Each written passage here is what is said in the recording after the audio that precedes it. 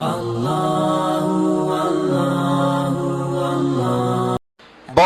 سارے رستے ہیں اللہ کی طرف جانے کے، لیکن تین باتیں قرب الہی کے لیے ہمارے بزرگوں نے بڑی زبردست لکھی ہیں۔ سب سے پہلی بات یہ ہے، صوفیاء فرماتے ہیں کہ اگر رب کا قرب چاہتے ہو تو ہر وقت اپنے رب کی رحمت کی امید رکھا کرو۔ خوش نہیں ہوئے آپ اس بات سے؟ ہر وقت اللہ کی رحمت کی، اور فرماتے ہیں دل سے امید رکھا کرو اور زبان سے اپنے رب کی رحمت کا ذکر کیا کرو۔ ہر وقت کہا کرو کہ میرا اللہ بڑا ہی مہربان، میرا اللہ بڑا ہی کریم۔ ہمارا پتہ کیا حال ہے؟ شکر بھی شکوے کے انداز میں۔ کیا حال ہے؟ کہتے بس جی بس شکر ہے الحمدللہ۔ تو یہ کون سا شکر ہے جی؟ یہ تو آپ نے کہا ہے کہ بڑا تانگ ہوں میں اپنی زندگی، یہ شکر ہے؟ ہر وقت یہ کہے کہ میرا اللہ بڑا ہی قریب ہے۔ دیکھیں نا، بسم اللہ شریف ہر کام سے پہلے معنی کیا ہے؟ بسم اللہ الرحمن الرحیم، یعنی تو کہہ اس رب کے نام سے جو بڑا ہی مہربان ہے، جو نہایت ہی رحم کرنے والا ہے۔ ہر وقت کیا ہے کہ میرا اللہ بڑا مہربان ہے، میرا اللہ بڑا رحم۔ ہر وقت وہ خاص ذوق، وہ درد، وہ شوق، بس تو کہے کہ یار جو اللہ نے مجھے دیا ہے وہ شاید اللہ نے کسی اور کو دیا ہی نہیں۔ تیرا یہ ذوق بنے، تیرے اندر اللہ کی رحمت کے ساتھ خاص تعلق پیدا ہو۔ میرے رسول کریم علیہ السلام ہر مقام پہ اپنے رب کی رحمت کا ذکر فرماتے۔ بات کسی کی ہو رہی ہوتی، حضور چھیڑ اللہ کی رحمت کا ذکر دیتے۔ ایک صحابی چڑیا کے بچے اٹھا کے لے آئے، وہ چڑیا شکایت لے کے آئی اور حضور کے کندھے پہ بیٹھ کر شکایت کرنے لگی کہ حضور آپ کے صحابی نے میرے بچے اٹھا لیے۔ بات تو چڑیا کے بچوں کی ہو رہی تھی نا، تو رسول کریم فرمانے لگے اس کے بچے چھوڑ دو، اور پھر حضور فرمانے لگے دیکھو یہ چڑیا اپنے بچوں سے کتنا پیار کرتی ہے، جب چڑیا اتنا پیار کرتی ہے تو رب اپنے بندوں سے کتنا پیار کرتا ہو، اللہ کتنی رحمت والا ہوگا۔ یعنی ہر بات میں رسول کریم نا، ہر بات میں اللہ کی رحمت کا ذکر۔ ایک جنگ کا موقع ہے تو صحابہ کرام علیہم رضوان فرماتے ہیں کہ دوران جنگ ایک عورت کا بچہ کھو گیا، اور بچہ بھی دودھ پیتا تھا۔ دودھ پیتا بچہ کچھ دیر ملے نا تو ماں کی چھاتیوں میں دودھ جوش مارتا ہے۔ دودھ پیتا بچہ کھو گیا تو عورت دیوانوں کی طرح، مجذوبوں کی طرح بچہ تلاش کرتی، میرا بچہ میرا بچہ۔ کبھی ادھر جاتی ہے کبھی ادھر جاتی ہے، ڈھونڈتی ہے، تلاش کرتی ہے، پریشان ہوتی۔ میرے رسول کریم کی نظر پڑ گئی، حضور کی نظر رحمت ہو گئی، تو محبوب فرمانے لگے صحابہ بتاؤ اس کا بچہ ڈھونڈو۔ ایک صحابی کہنے لگے حضور مجھے پتا ہے کہاں ہے، ابھی ملوا دیتا ہوں۔ تو حضور نے فرمایا یہ اپنے بچے سے کتنا پیار کرتی۔ عرض کی حضور نہ کوئی ماپ سکتا ہے، نہ کوئی تول سکتا ہے، نہ کوئی اندازہ کر سکتا ہے۔ حضور کی آنکھوں میں آنسو آ گئے۔ فرمایا ذرا ایک بات تو بتاؤ یا رسول اللہ پوچھئے۔ فرمایا اگر اس کا بچہ اسے مل جائے تو یہ اسے آگ میں ڈالے گی؟ صحابہ عرض کرنے لگے حضور ہو ہی نہیں سکتا، یہ تو گرم ہوا نہیں لگنے دے گی۔ تو حضور فرمانے لگے میرا رب اس سے بہت بڑھ کر اپنے بندوں سے محبت کرنے والا، اور اس سے بہت بڑھ کر اپنے بندوں پہ رحم کرنے والا ہے۔ وہ بھی چاہتا نہیں کہ اس کے بندے جہنم میں جائیں، وہ بھی چاہتا۔ حضور ہر لمحہ اللہ کی رحمت کا ذکر کرتے ہیں، صبح سے شام تک نا۔ آج آپ نے جمعے سے لے کر تراویح تک، عشاء تک، وہ جو گھٹنا درد کرتا ہے نا اس کو مہربانی کر کے چھوڑ دیں، اور جو بچہ نافرمان ہے اس کو بھول جائیں۔ آج سارا دن نا اللہ کی رحمت کا ذکر کریں کہ اللہ بڑا ہی کریم ہے، اس کے فضل کا ذکر کریں۔ ایک کاروبار ہی نہیں نا چلتا، پیر تو چلتے ہیں نا اللہ کے فضل سے، زبان تو چلتی ہے نا، ہاتھ آنکھیں یہ سارا کچھ چل رہا ہے نا۔ جو شے نہیں نہ چل رہی اس کو آج چھوڑ دے، مہربانی کریں۔ جو ساری چل رہی ہے اس پر تو اللہ کی رحمت کا اظہار کریں، اس پر تو غور فرمائیں۔ امام غزالی نے بڑی خوبصورت روایت لکھی، حضرت ابو ہریرہ رضی اللہ تعالیٰ عنہ فرماتے ہیں کہ ہم لوگ بیٹھے تھے تو یکا یک ایک دیہاتی عربی آیا، یکا یک اندر داخل ہوا، السلام علیکم کہا۔ بندہ بڑا سادہ تھا، یہ بھی نہیں پوچھا کہ باتیں کیا ہو رہی تھی، کوئی سوال جواب نہیں۔ سلام لینے کے فوراً بعد عرض کرتا یا رسول اللہ ایک مسئلہ پوچھنا تھا۔ کہتے ہم حیران ہو گئے کہ یار پہلے پوچھ تو لے، پہلے کیا بات ہو رہی، آتے ہی اپنی چھیڑ دی ہے۔ ایک مسئلہ پوچھنا تو حضور نے فرمایا پوچھو۔ عرض کرنے لگا حضور یہ بتائے قیامت والے دن حساب کس نے لینا ہے؟ تو محبوب مسکرائے، فرمایا بولے آدمی، سادی سی بات ہے، حساب اللہ نے لینا ہے۔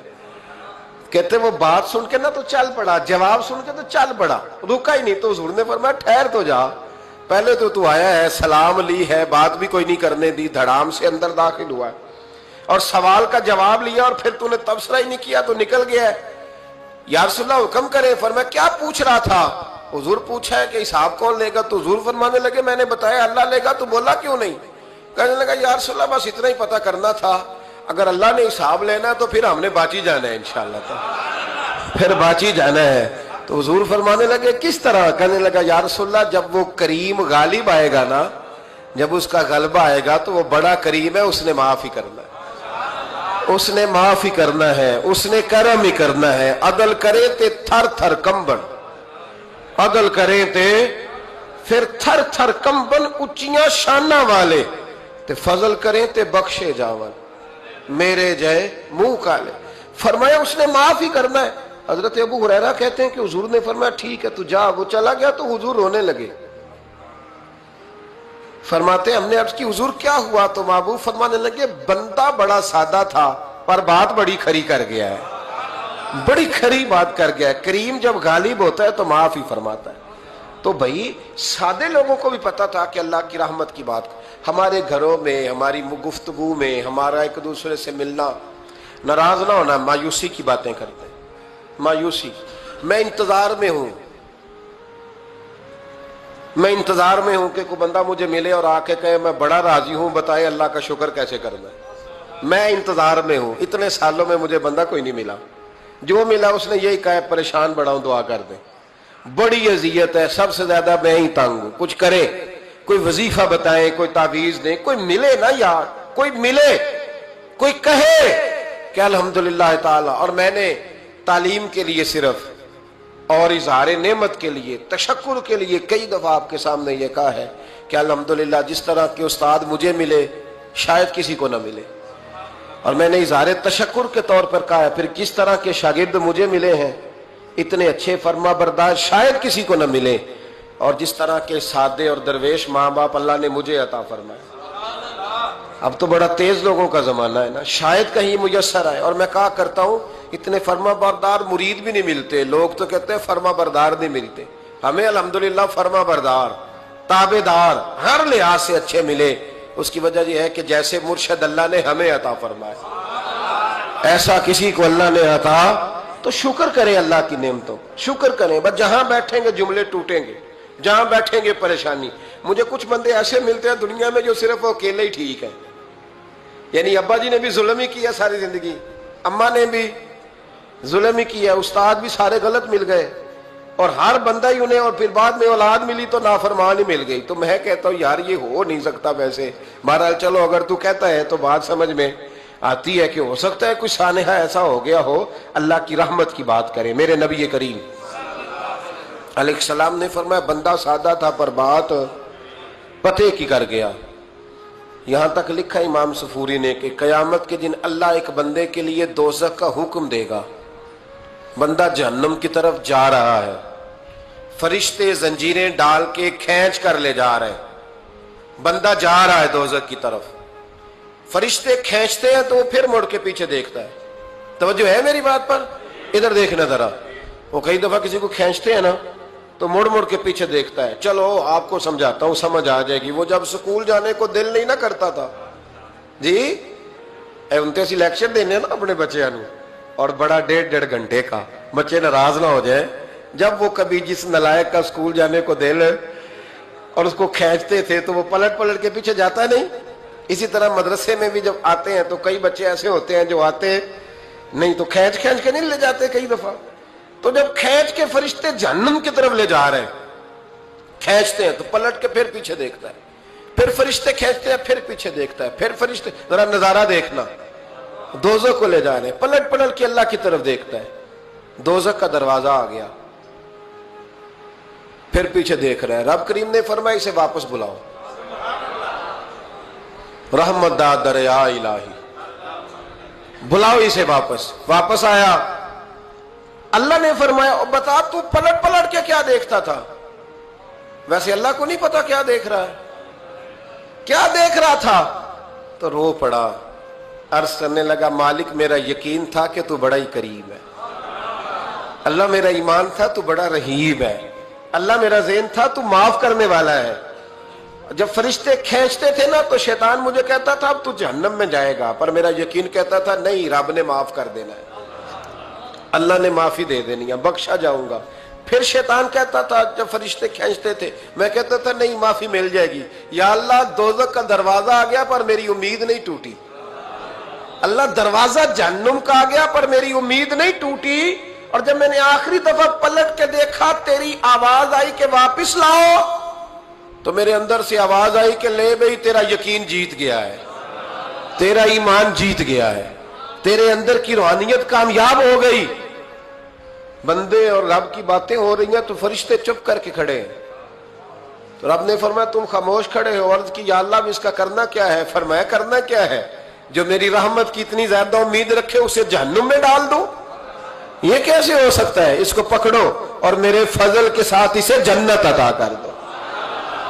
تو پہلی بات یہ کہ اللہ کی رحمت کی امید رکھیں, صبح سے شام تک کہیں الحمدللہ. کیا کہیں؟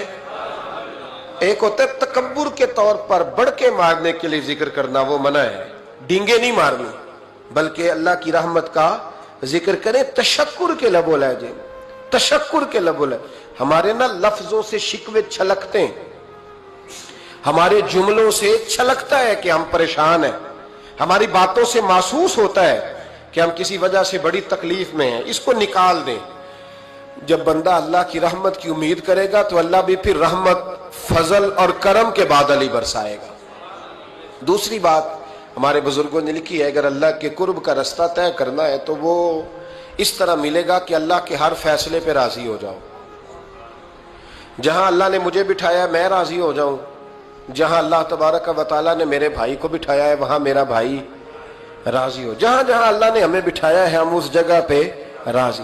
معاملہ پتہ کیا ہے, ہم اپنی مرضی کا فیصلہ چاہتے ہیں, اور مرضی تو اللہ کی چلے گی, مرضی اللہ کی چلے گی. میرے رسول کریم علیہ السلام نے صحابہ سے پوچھا تم کون ہو؟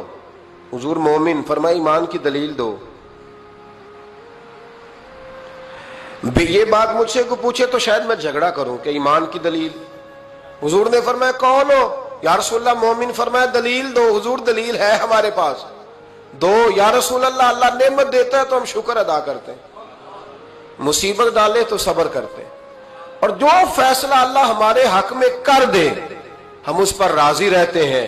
میرے محبوب کا چہرہ خوشی سے کھل اٹھا. فرمایا تمہیں مبارک ہو, تم تو واقعی بڑے پکے مومن ہو, تم مومن ہو. اگر اللہ کے فیصلوں پہ راضی رہتے ہو تو پھر تم. حضور فرماتے ہیں کچھ لوگوں کو اللہ قیامت میں بغیر حساب کتاب جنت میں داخل کرے گا. فرشتے پوچھیں گے پل صراط سے ہوا ہے, وہ کہیں گے دیکھی نہیں. میزان عمل تلوائے, وہ کہیں گے دیکھا ہی نہیں. کیسے آ گئے؟ تو کہیں گے خدا کے فضل سے آ گئے. فرشتے پوچھیں گے تمہارا عمل کیا تھا؟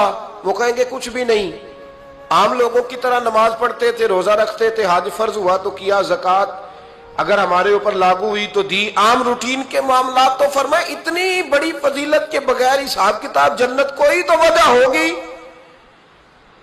تو بندے عرض کریں گے وجہ ایک ہی تھی کہ رب جو ہمارے حق میں فیصلہ کرتا تھا ہم اس پر راضی ہو جایا کرتے, ہمیں کوئی شکوہ اس پر رہتا.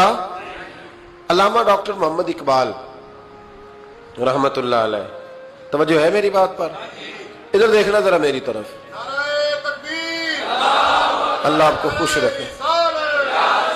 کچھ لوگ نا جی کہتے ہیں ڈاکٹر اقبال نے داڑھی کیوں نہیں رکھی تھی؟ تو یہ غلطی کی علامہ اقبال نے, رکھنی چاہیے تھی انہیں. ناراض ہو گئے آپ لوگ؟ جو جس کی غلطی ہے وہ اس کی یہ غلطی ہو گئی ان سے, انہوں نے نہیں ٹھیک کیا. اب اقبال کے داڑھی نہ رکھنے سے کیا سنت کی مخالفت پر اسے ڈگری دی جائے گی؟ وہ میں ہی کیوں نہ ہوں, جو کام خلاف سنت ہے وہ بہرحال. لیکن میرا سوال یہ ہے کہ اقبال نے تو صرف داڑھی نہیں نہ رکھی, باقی سارے کام اچھے کیے, تو آپ باقی کے تو سارے اچھے کر لینا. اقبال نے جو کام کیا, جو دین کا درد دیا, جو پیغام دیا, جو جد و جہد کی, اس کو تو سمجھ لو نا. مطلب صرف داڑھی پہ آ کے دلیل پکڑتے ہو. علامہ اقبال نے مکان بھی نہیں بنایا اپنا, کتنا بڑا آدمی ہے, کوئی جائیداد ہے اس کی؟ تسی بھی چھوڑو مکان سارے, اقبال وہ دیکھیں نا، بابے بلے شاہ کی لوگ مثال دے دیں گے، بابا صاحب مجذوب آدمی تھے، تو بابا صاحب کے حصے میں تو کئی مربع زمین آتی تھی، وہ بھی انہوں نے نہیں لی۔ ہمارا ملانگ روٹی کا اس کو پتا ہے، نوٹوں کا بھی پتا ہے کہ 5000 والا کون سا ہے، 100 والا کون سا ہے، باقی ٹائم وہ بابا بلے شاہ بن جاتا ہے۔ یہ کون سا سٹائل ہے کہ مرضی کی چیز آئی تو قابو کر لی؟